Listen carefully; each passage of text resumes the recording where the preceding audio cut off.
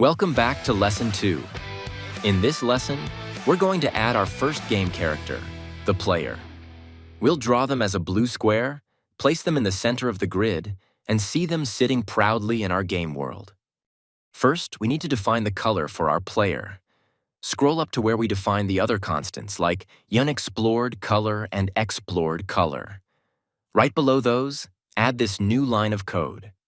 This blue color ensures our player stands out on the grid. If green is the grass, blue is the player running through it. Beautiful, right? Now let's create a player class to handle everything about the player, from their position to how they're drawn.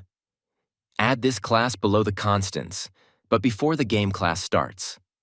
In the init method, we set up the player's position and size, making sure it matches the grid squares. Then, the draw method handles rendering the player on the screen as a blue square. Next, we need to create an instance of our player and place them in the center of the grid.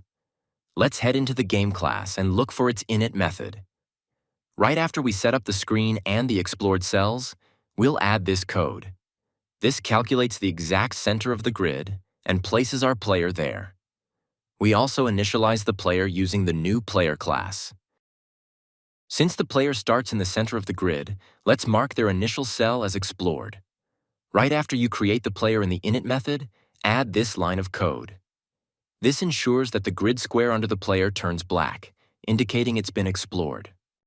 Finally, let's make sure the player is drawn on the screen.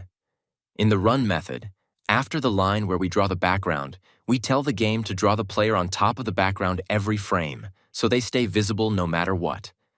And that's it for Lesson 2. We've officially added our player to the game world. They can't move yet, but don't worry. That's coming in the next lesson.